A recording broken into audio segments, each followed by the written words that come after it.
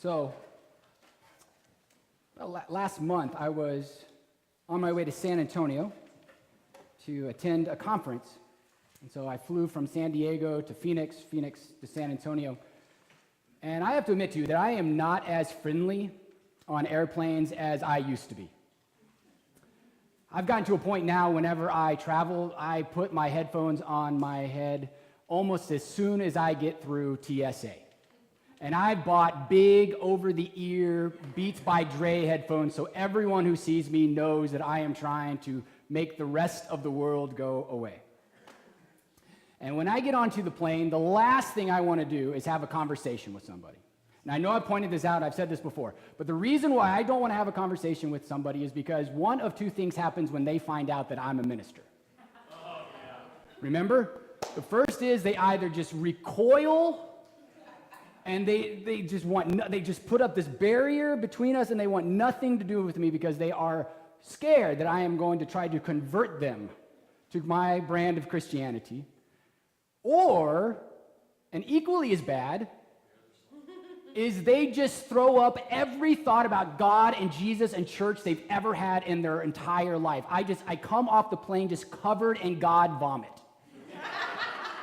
And neither one of those two is really very enjoyable for me.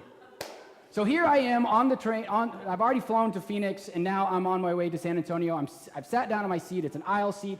Gentleman comes in, he too has headphones on. I'm like, we're gonna get along just fine. He sits down, and we are just completely ignoring each other, except doing that thing that men sometimes do because we don't really want to make eye contact, so we just kind of give each other like a chin hello, you know, that thing that men do because, you know, we're uncomfortable with eye contact with one another. And so he sits down, it's totally fine, but then the airline attendant comes by and wants to give us some treats and some juice and some Cokes or something better. And he's not paying attention. So I take off my headphones to nudge him so he'll take off his headphones, and now we both have our headphones off. And we make eye contact. So now we have to acknowledge each other. So, what takes you to San Antonio? Do you live there? No, I'm going to a conference. Oh, really, a conference? For what?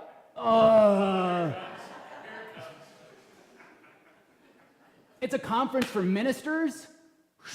This is the wall. The wall just starts. But before the wall goes up, he like kind of carves out a little window and opens it just to poke his head out. And he's just like, I don't believe in organized religion. And he starts to put his headphones back on. And I'm just like, oh, wait, just a second. I was like, you have to understand, I normally never talk to anybody. But if you don't mind, I'd be very interested in knowing what you don't believe about organized religion. He kind of looked at me wearily, didn't really trust me, probably thought it was a trap, some sort of inside job trying to get him around so I could convert him to be some sort of Jesus freak. But he said, well, if you really want to know, I don't believe in organized religion because organized religion seems to be a little bit more interested in judging who I am rather than helping me out as a person. I'm like, I totally agree with you. Organized religion is way too judgmental. I'm 100%. And he's looking at me, he's like, but you're a minister. I'm like, I know. I was like, but we judge people way too much and way too harshly. And so he kind of perks up, and he's like, well, you know, if organized religion seems way too focused on money, they're always asking me for more money. Give your money away to the church. More, over and over again. And I go, you're right. We focus way too much about money. So now he's really starting to not figure out who I am. He's really confused. It's like, well, organized religion is incredibly hypocritical. They're constantly telling us, don't do this, don't do that. And then, lo and behold, 6 months later in the newspaper, there's an article about how the priest stole money, or the priest, you know, embezzled this, or the priest, you know, touched this person inappropriately. Like, you're absolutely right. Organized religion is one of the most hypocritical institutions in all of the world. And then he really started, and it seems to me, he says, like if you're really interested, that organized religion seems so much more interested in what happened 2,000 or 5,000 years ago than in what's going on in the world today. You're absolutely right. So, I don't want to put words in your mouth, I said to him. But there's a good chance this is going to end up in a sermon. So I really want to make sure I get this right. So your problem with organized religion is that it's not relevant, it's judgmental, it's hypocritical, and it focuses too much on money. Yes. I was like, so what if there was a church that was really trying to be relevant, wasn't judgmental, it was really focused on trying to help people get through the things that's going on in their lives, as well as trying to make a difference in the world. And it didn't talk about money, but it did talk about how your gifts could make a difference instead of just perpetuating the institution. Would you be interested in a church like that? And he thought about it and he said, yes, but that type of church doesn't exist. So what you're talking about is not a church. You're talking about something completely different. It's like, well, what if we created something completely different? Would you be interested in that? And he thought about it for a second. He said, no. He's like, because you're probably going to meet on Sunday morning, and it's the only day I get to sleep in. And with that, he put his headphones back on. So, sisters and brothers, that is the microcosm upon which we find ourselves this day when we are talking about the state of Kensington Community Church in the 21st century. Those are the challenges. Those are the issues in which not only we, but all communities of faith are trying to figure out and maneuver and overcome. But here's what I want you to hear today. It is not your fault that these are the issues and the challenges that we have to overcome. It's not your fault. It's not your fault. It's not your fault. It's not your fault that in 1452, how many of you were born in 1452? Right. It's not your fault that in 1452, Pope Nicholas V issued the decree of the doctrine of discovery, which basically said that only Christianity and only European Christianity was the right form of religion. And it institutionalized white supremacy and Christian supremacy. It's not your fault that even though Luther nailed 95 theses to the door in Wittenberg to start the Protestant Reformation, that Luther said nothing about the doctrine of discovery.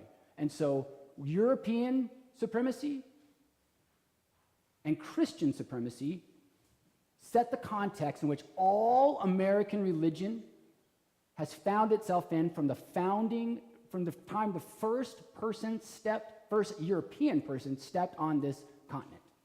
It's not our fault. It's not our fault that more and more Americans get more and more of their news from their Facebook feed and their Twitter account, which is siphoned through an allegory to show you only things you want to see rather than reading the newspaper or watching the evening news. It's not your fault that this is how Americans get our news these days.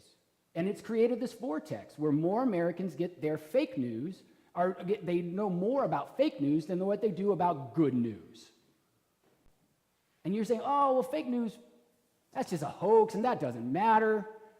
No, fake news is a real thing that causes real trouble. Fake news creates chaos. If you don't believe me, just ask the pizza owner of that shop where that fake news article came out that there was a child prostitution ring being run out of it, and it was connected to a certain candidate. Fake news confirms our biases. They tell us exactly what we want to hear and reinforces our preconceived notions. And fake news preys on the gullible, the know-it-alls, and the isolated. That is very dangerous. Very, very dangerous. And it's not our fault that 63% of millennials that grow up in the church, in one way or the other, stop attending church as soon as they graduate high school. As soon as they're on their own, they're like, I am out. It's not our fault. And it's not our fault that 37% of people living in the state of California in the 2010 census checked the box that said religious affiliation, none of the above. It's not our fault. It's not our fault. It's not our fault. I feel like Robin Williams from Good Will Hunting telling Matt Damon, it's not our fault. It's not our fault. It took organized religion decades, if not centuries, to get to this point, so that it would be manifest in this way, that as we talk about where we want to go as a church, as a faith community in San Diego, California in the 21st century, these are the things that we have to consider. It's not our fault. But just because it's not our fault doesn't mean we just get to throw our hands up in the air and say, well, what the hell? What's the point of it all? It's not your fault that I have a cold and my mouth is completely cottonmouth. Jesus and Paul in the first century were dealing with things very, very similar. Very similar issues. Organized religion in the first century was much more interested in self-perpetuation than it was in meeting the needs of the people. You had to follow these rules, and these rules meant that we got money, and this money went to go then perpetuate the system as how it was set up. And it isn't, and Jesus and Paul knew that organized religion was more focused on people giving that money than in giving back and their stewardship of their resources. And Paul and Jesus knew that organized religion sought the good old days of yore instead of the amazing present and future that God was calling people into. They knew this. It happened in the first century. And it wasn't just Jesus having a fight with the scribes and the Sadducees in the temple. Paul was writing to a church in Corinth that was basically a new church start. It was under 20 years old. And so all communities, whether they are 500 years old or whether they are 5 years old, can fall into these traps. And it doesn't take long for a church to be more about themselves and about other people. And it can be cyclical. You can have a couple of years of really focusing on people outside our church walls, and then something happens, some tragedy, some crisis, and then we circle the wagons and we really become navel-gazers and only care about ourselves. We can fall in and out of faithlessness just like that. But listen, the context which we find ourselves today on June 11th, 2017, as we talk about the state of our church, is not that religion is organized. That's not the problem. I often joke, I'll meet somebody in the grocery store, and if you attend this church, if you're a member or a friend or a regular attendee, you see me at Vaughn's, and you weren't in church last week, and you say, oh, Daryl, I'm so sorry we missed church. We were fill in the blank. And what do I joke? Well, the only reason why I show up every week is because you pay me.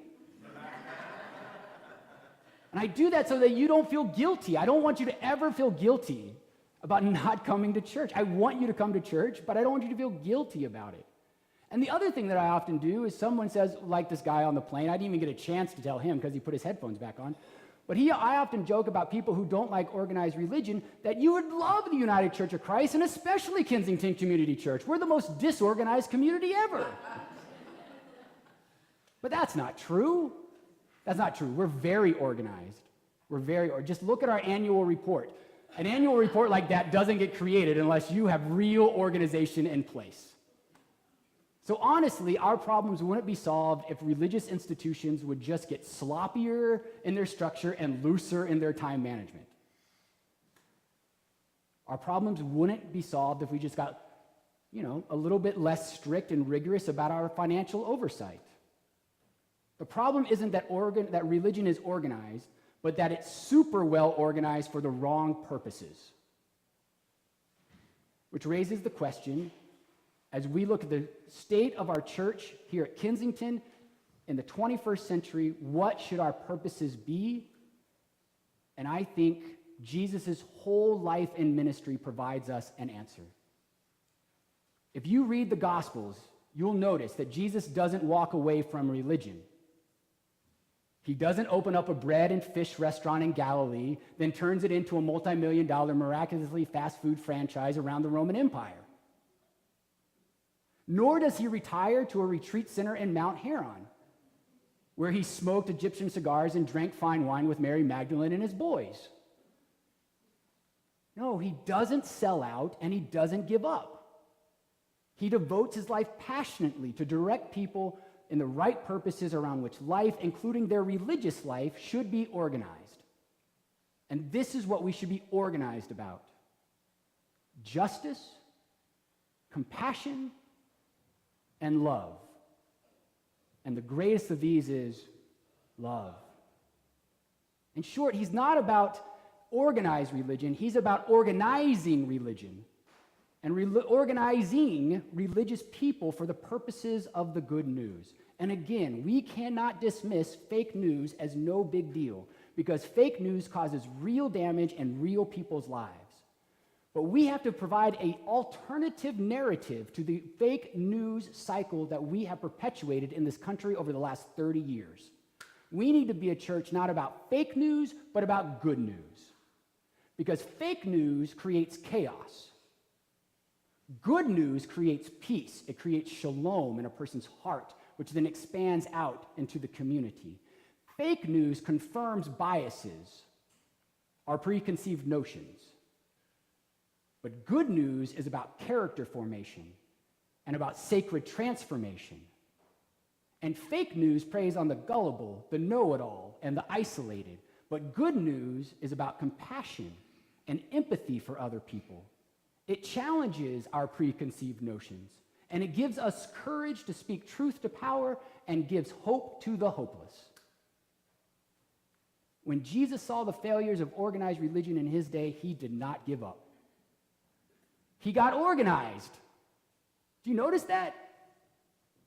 For a man who didn't really like organized religion, he got organized, but for the right purposes. He got organized first by calling 4, then 12, then 70, then the multitudes. And he led this migration of what we might call organized religion to organizing religion.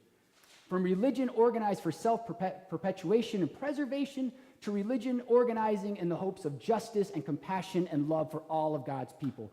And even though it's hard, God help us, I know it's hard, that's what I hope our dream will be as we move forward into the next 5 years together. I hope you'll see the disdain for organized religion like the guy sitting next to me on the airplane is not a threat to us. But this is a gift from God for all of us to think creatively and have it be an opportunity for us to open our doors to be a vibrant, Christ-centered, Spirit-empowered, world-transforming Christian church that in and through and around and when necessary, by participating, by critiquing current structures of religious organization. Now listen, I know there are plenty of people organizing religion for dangerous and deadly purposes. That is what the anti-Sharia marches were about yesterday. That's about the gay conversion therapy that is happening in our city in the next couple of weeks. The only thing Sharia about the United States of America is our new obsession with hummus. That's the most Sharia thing about this country.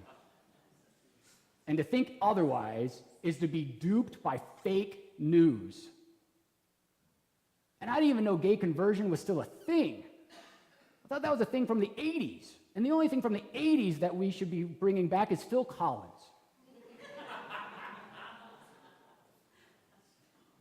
So I know that there are dangerous people using fake news to hurt the very real people who are our neighbors and our members of our church. So we must stand up and really allow the state of our church to speak the good news to people. How will we do that? First, the state of our congregation could not be stronger. We have so many amazing, amazing, amazing people in this congregation praying and working and giving in levels that we have not seen since I have been here in 5 years. And I want to say thank you to each and every one of you. Our visioning team has come up with some very specific ways in which we can do the good news of justice and compassion and love, and the greatest of these being love. And I hope that you'll take a moment after this service to go pick up those recommendations and be part of our congregational meeting after this. If I came to this church for the very first time, I would be nervous. You know what are the two most nerve-wracking places to attend for the very first time? A church and a gym. because both times you don't know what's going on and you don't feel very comfortable around the people who are doing the things that you went to go do. So we have to live into our O&A stance, our open and affirming stance, to make this as an inclusive and welcoming community as we possibly can. I want to encourage you as we move forward over the next 5 years to truly get involved in this community and involved in each other's lives. I am blessed every time I go visit Peter and Kimmy in the hospital. I am blessed every time I help Jumi and Tulu with their car that we got donated that broke down a week later.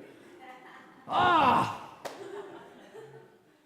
am blessed when Tinny calls me and says, my neighbor is about to be evicted. Can we give her some money so she won't be thrown out on the street? I am blessed every time you donate to my pastor's discretionary fund and I can pay it forward so a member of this church can attend a funeral of a loved one which they didn't have the money for.